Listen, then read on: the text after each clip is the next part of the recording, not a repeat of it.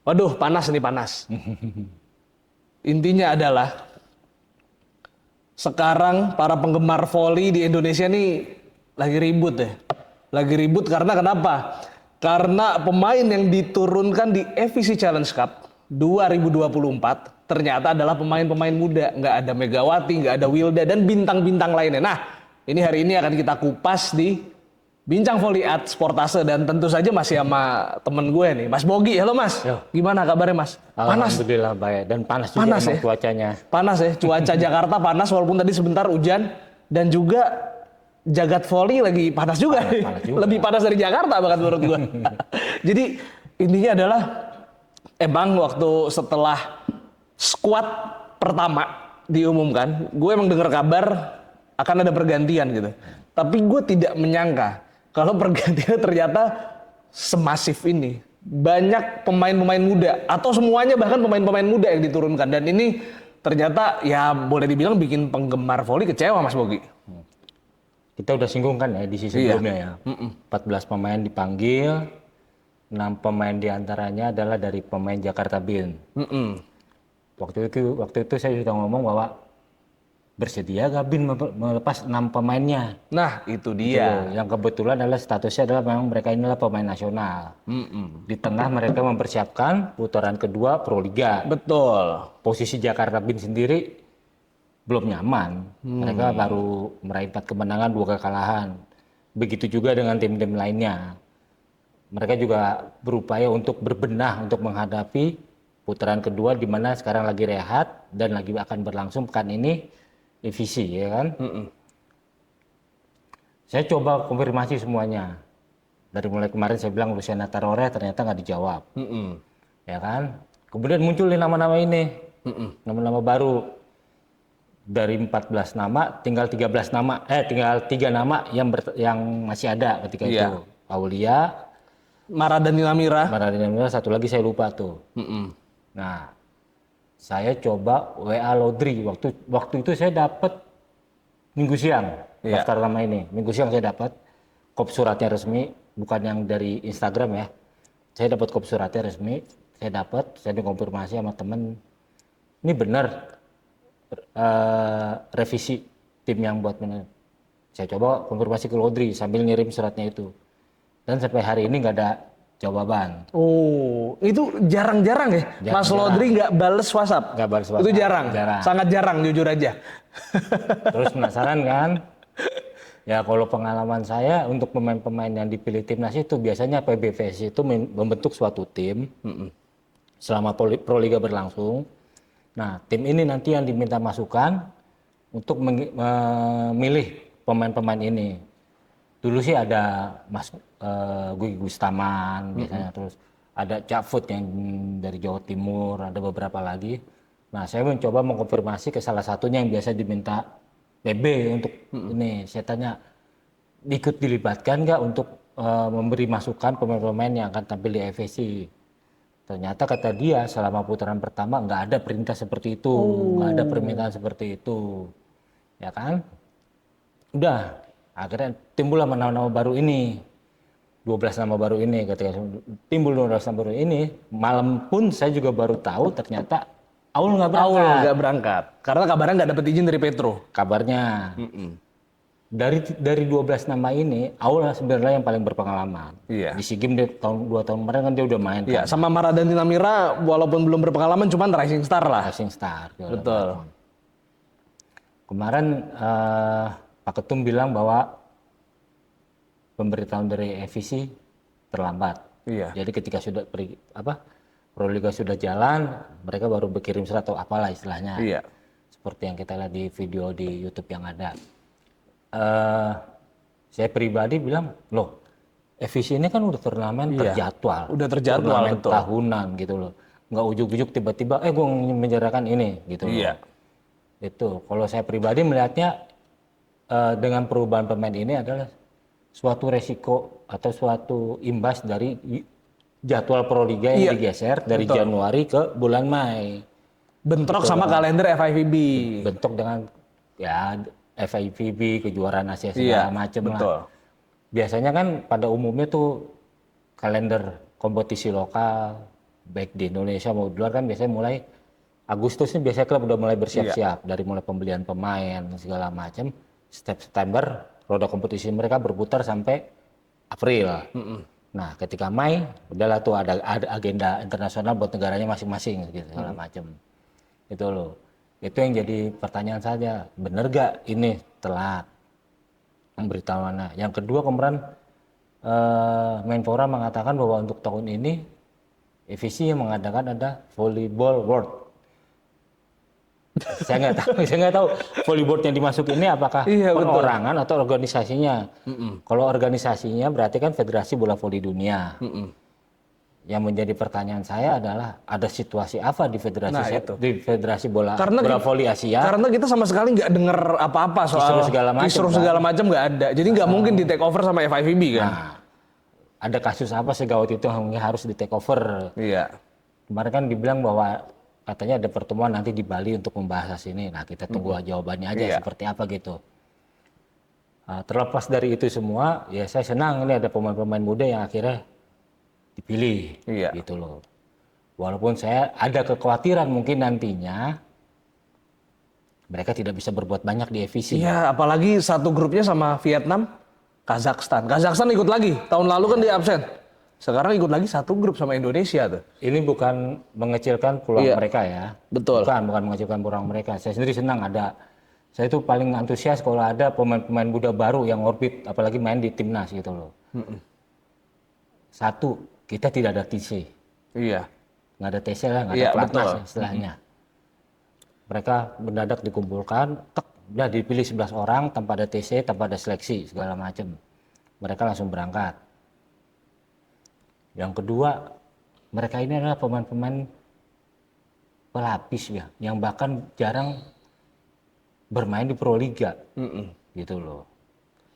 Kita nggak tahu sejauh mana permainan mereka, mentalitas mereka nanti di turnamen ini.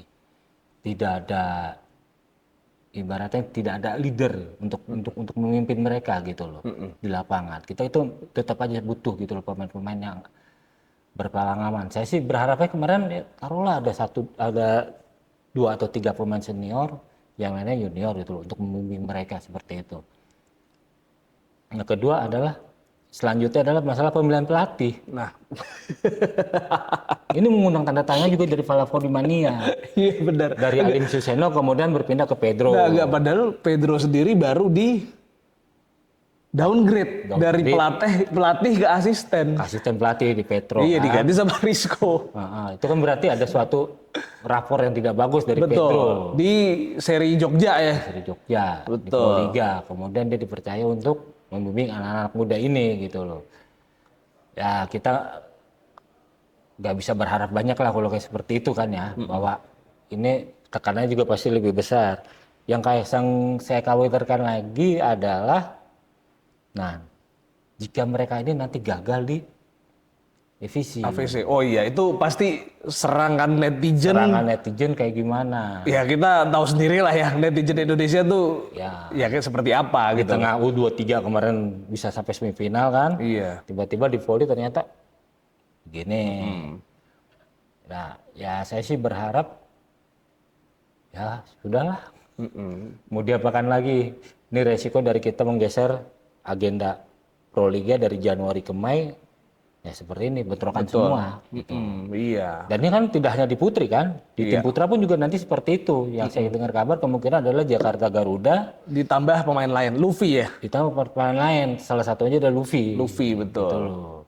Nah, berbedanya dengan yang cewek, Jakarta Garuda kan dari pertama udah tempat nih. Iya, betul. Walaupun kalah terus di Proliga, setidaknya mereka dapat ilmunya, dapat mentalitasnya. Terus mereka juga punya pelatih yang mumpuni, Mr. Lee, dengan didampingi mantan middle blocker Johnny Wiatno segala macem.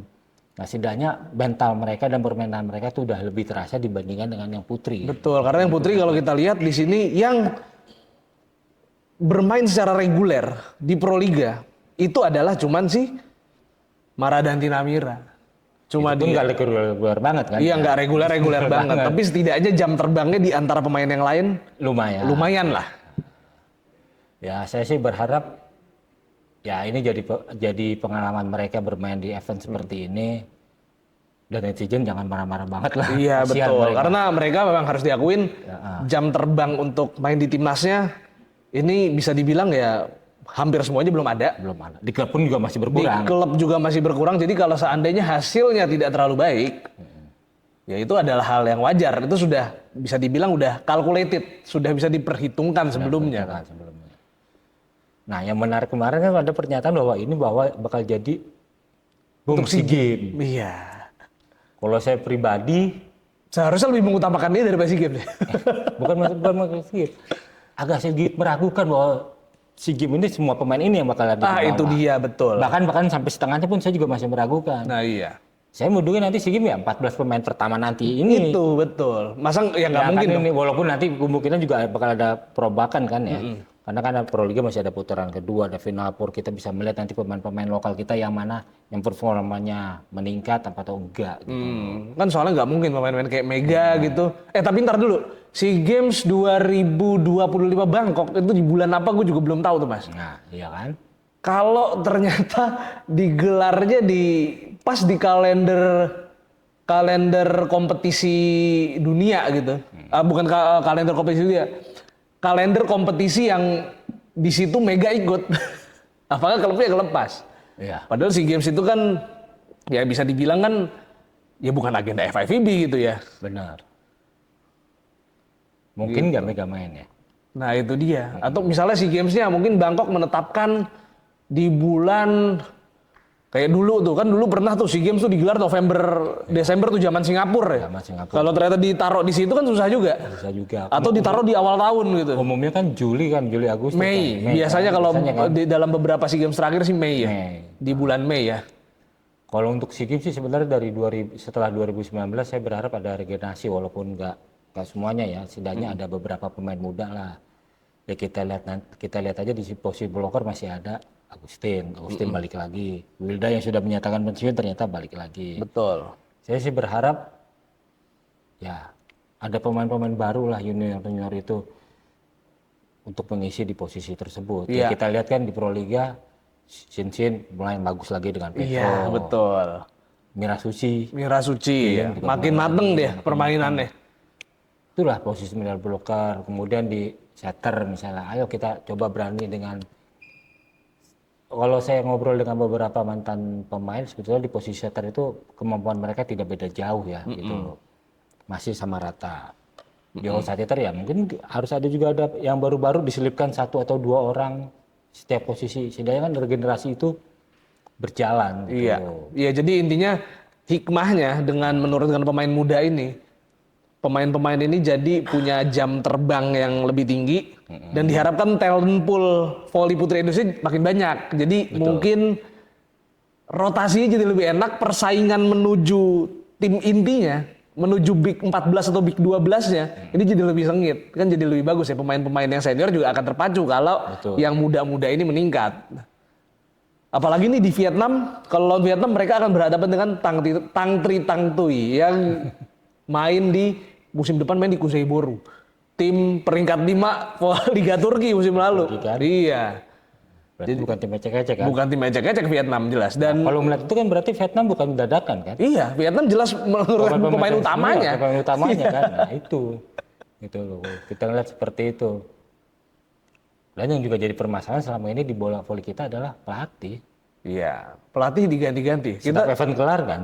Udah selesai. Kita ingat kan? Ada event baru ganti lagi. Kita kasih contoh Brasil deh. Brasil itu dari 2008 dilatih sama Jose Roberto Guimares. Bapaknya apa? Dia bapaknya Bruno bukan ya? Kayaknya iya ya. Dia sampai akhirnya dapat emas jadi ketika jadi tuan rumah kan? Oh iya, jadi Jose Roberto Guimares 2016. Dia dapat emas enggak. Dia dapat emas justru di awal-awal. 2016 itu kalah sama Cina. Iya.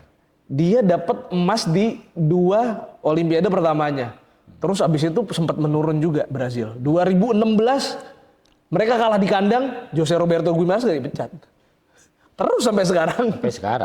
Bahkan ketika Natalia Pereira, terus si Sheila Castro emang udah selesai ya. Sheila Castro selesai, Natalia Pereira selesai, Fernanda Garay juga udah nggak main. Ini kan sempat turun nih. dipimpin sama Gabi Gimares sekarang. Iya. Ini belum maksimal prestasinya Brasil, tapi tetap diterusin aja. Jose Roberto Gimares. Itulah bedanya di luar negeri sama di kita kan. Iya. Sebetulnya nggak usah jauh-jauh ke Brazil, Thailand aja lah. Thailand juga, dananya lama banget. Karena lama banget kan. Betul. Gitu loh. Enggak, cuman bedanya adalah Brazil sempat ada fase menurun. Dan di fase menurun itu mereka nggak ganti pelatih. Tetap terusin. Itu jadinya. Kalau kita kan setiap event ganti, setiap Selesai, event ganti. kelar, ganti lagi. Itu yang Gak ada kesinambungan. betul. Makanya Seharusnya kan ketika FVC bakal jadi tanda tanya juga. Pelatihnya sih ini, tapi kok pemainnya bukan pelatih yang milih. Nah. Kayaknya sudah ditetapkan gitu loh. Karena kan kalau sebelum-sebelumnya yang saya dapat ya itu ada tim ini ngasih ke pelatih misalnya ada 25 nama, 20 nama, nah pelatih ntar yang milih. Oh ini dengan berdasarkan hasil TC pelatnas seperti betul. itu. Tuh, ini kan Gitu. ya pelatnas nggak ada. Nah kalau di putra kan Jakarta Garuda karena bertepatan U20 Surabaya. kan? Betul. Nah cuman nanti Jakarta Garuda berapa orang yang bakal main di Uzbekistan apa di mana sih? Apanya? Putranya? Aduh, lupa lagi tuan rumahnya. Bentar. AVC Challenge Putra. Kalau nggak salah di negara-negara Timur Tengah sana deh. Kalau nggak salah di Iran ya. Bentar. Lupa lagi. Kita jadi ngeblank nih karena saking seneng ya kita bikin podcast ya. Itu di Bahrain. Di Bahrain 2 sampai 9 Juni. Benar kan di negara-negara Timur Tengah. Nah itu masih Proliga mau masukin putaran seri ke. Itu kalau nggak salah putaran kedua. Putaran kedua di Bandung. Iya, minggu pertama ya. Minggu pertama putaran kedua. Minggu kedua ya. Kalau nggak salah di sini kan Pontianak kan. Iya, tapi ini kan kita jeda 2 minggu ya. Jeda 2 minggu. Jeda 2 minggu. Iya, berarti pekan pertama. Jatuhnya di pekan pertama. Putaran kedua. Putaran kedua.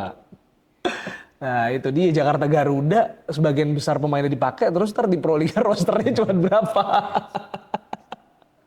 Masa di roster tapi bisa jadi ada beberapa pemain muda dari tim lain kali mungkin seperti Samator atau iya apa. Luffy kan ada. Luffy kan di BIN kan ya. Betul, Luffy ada. Mungkin pemain lain yang akan diambil kalau misalnya pemain kayak Teddy Oka gitu kayaknya nggak mungkin. Jadi diandelin banget sama Palembang BSB. Sulit susah kayaknya. Klub agak-agak susah untuk melepaskan. Iya betul. Ya pokoknya itulah intinya ya. Dan yang jelas gimana Mas kira-kira kiprah Indonesia di FVC Challenge Cup for Women ini. Mengingat juga ada di grup berat nih. Enak itu target peringkat berapa? Besok lawan Hong Kong. Kalau saya pribadi sih nggak usah pakai target lah. Nggak usah pakai target ya? Yang penting gimana mereka bermain. Mereka bermain sebagai suatu tim. Tercipta harmonisasi di antara mereka gitu loh. Gak usah muluk-muluk mereka harus target gini. Ya kita tahu diri aja. Tidak ada persiapan. Pemilihan pemain ini mendadak berubah drastis. Berangkat tim pun 2 hari kan. Betul. Hari Minggu berangkat terus kemudian menyusul hari Senin kalau nggak salah. Itulah ya jadi nggak usah berharap banyak lah. Iya. Yang saya harapkan adalah ya kalau bisa mereka ini main semua. Iya betul. Jadi tiap pertandingan ganti starting six-nya. Iya betul. Dikasih menit bermain semuanya. Betul. Sehingga mereka bisa menimba mentalitas mereka, pengalaman mereka di turnamen yang boleh dibilang lebih besar dari SEA Games kan. Betul. Gitu loh.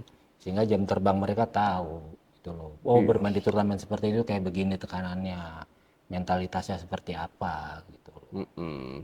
Dan liberonya dia Hawa Nurfitria cuman satu-satunya libero jelas karena Indonesia cuman diperkuat 12 pemain yang akhirnya jadi 11. Jadi 11. Dan ini jelas bahkan lebih sedikit dari SEA Games.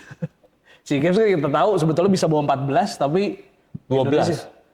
Kemarin kan 12 kan? Iya, tapi bisa bawa 14. Putra kan bawa 14 ya. Coba akhirnya ya karena ada urusan administrasi dengan Kemenpora, karena voli putri dianggap tidak berpotensi emas, jadi cuma boleh membawa 12 pemain. Nah ini lebih dikit gitu ya. Karena Aulia tidak diizinkan sepertinya ya. Betul, katanya sih nggak diizinin ya. Oke, kameramen sudah berapa menit? 20 menit. Nah ini intinya kayaknya udah cukup lah Mas ya. Kita udah ngomong panjang lebar, kata penutup dari lu aja deh. Ya, untuk netizen volley untuk kali ini bersikaplah lebih bijak. Kita Iya, betul. naungin gimana timnas kita tampil di divisi tahun ini. Bukan tim terbaik, bukan tim utama. Jadi kita harapkan aja mereka bisa mendapat ilmu yang lebih banyak lagi. Ada regenerasi yang lebih baik lagi. Oke, ini buat SEA Games. Setidaknya ini buat pengalaman bertambah bagi mereka pemain-pemain muda ini gitu loh. Ya, kalau harapan gua adalah semoga keputusan PBVSI dengan menurunkan pemain muda di FIC Challenge Cup ini nambah jam terbang pemain-pemain muda ini sehingga mereka bisa bersaing dengan pemain-pemain yang ada di layer 1. Jadi talent pool yang dimiliki Indonesia banyak dan mungkin aja setiap kejuaraan Ada 2 tim. ada 2 tim gitu ya, tim A, tim B, betul. Bahkan kalau bisa sih nggak ada salahnya juga sih games itu timnya tim mix. Ya, Lapis pertama sama lapis kedua di mix gitu ya. Oke, kalau gitu udah dulu ya. Volley Mania, kita akan ketemu di Bincang Volley at Sportase episode berikutnya. Ciao.